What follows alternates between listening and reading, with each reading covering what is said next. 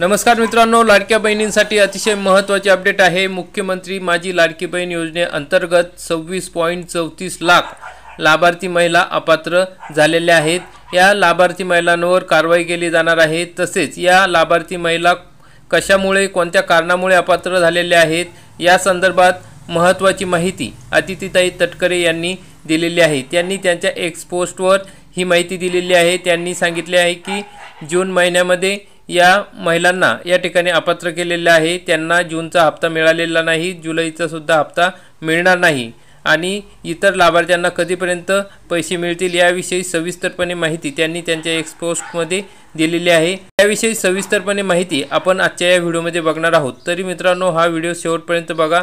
चॅनलवरती नवीन असाल तर चॅनलला सबस्क्राइब करा, बेल आयकॉनला क्लिक करा। या ठिकाणी आपण बघू शकतो की अदितीताई तटकरे यांनी त्यांच्या एक्स पोस्टवर ही माहिती दिलेली आहे। बघा काय माहिती दिली आहे तर मुख्यमंत्री माझी लाडकी बहीण योजनेअंतर्गत पात्र ठरलेल्या सर्व अर्जाची ओळख पटवण्यासाठी महिला व बाल विकास विभागाने शासनाच्या सर्व विभागाकडून माहिती मागवली होती। त्यानुसार माहिती व तंत्रज्ञान विभागाने सुमारे 26.34 लाख लाभार्थी अपात्र असताना देखील लाडकी बहीण योजनेचा लाभ घेत असल्याची माहिती सादर केली आहे। म्हणजे 26.34 लाख लाभार्थी अपात्र असताना सुद्धा या ठिकाणी लाडकी बहीण योजनेचा लाभ घेत असल्याची माहिती इतर विभागाने दिलेली आहे। यात काही लाभार्थी एकापेक्षा जास्त योजनेचा लाभ घेत असल्याचे, तसेच काही कुटुंबांमध्ये 2 पेक्षा जास्त लाभार्थी असल्याचे, तर काही ठिकाणी पुरुषांनी अर्ज केल्याच्या बाबी निदर्शनास आल्या आहेत।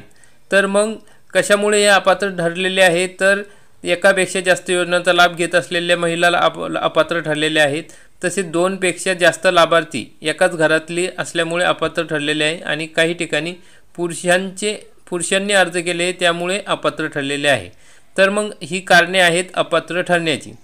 या माहितीच्या आधारे जून 2025 पासून 26.34 लाख अर्जदारांचा लाभ तात्पुरत्या स्वरूपात स्थगित करण्यात आला आहे।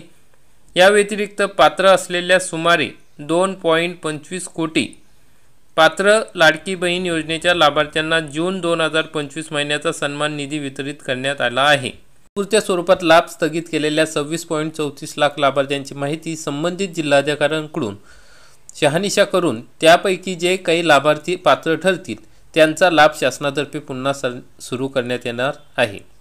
मग या ठिकाणी 26.34 लाख लाभार्थ्यांची पडताळणी होणार आहे।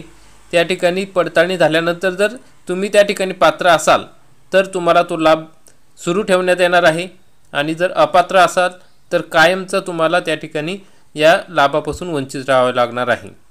मग शासनाची दिशाभूल करून चुकीच्या पद्धतीने लाभ घेणाऱ्या बनावट लाभार्थ्यांवर काय कारवाई करायची याबाबत माननीय मुख्यमंत्री श्री देवेंद्र फडणवीस, उपमुख्यमंत्री एकनाथजी शिंदे, उपमुख्यमंत्री श्री अजित पवार यांच्यासोबत चर्चा करून योग्य निर्णय शासन स्तरावर घेण्यात येईल अशा प्रकारची माहिती या ठिकाणी अदितीताई तटकरे यांनी दिलेली आहे।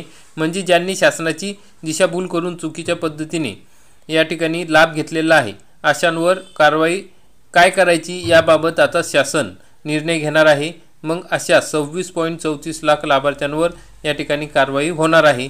त्याच्यापैकी जर काही पात्र असतील तर त्यांना लाभ मिळेल आणि ज्या अपात्र असतील त्यांचा कायमचा लाभ बंद होऊन त्यांच्यावर कारवाई होणार आहे। अशा प्रकारची महत्त्वाची अपडेट आहे। तसेच जुलै महिन्याचे जे पैसे आहे ते 30 जुलैपर्यंत या ठिकाणी लाभार्थ्यांच्या खात्यात येतील या संदर्भात सूत्रांनी माहिती दिलेली आहे।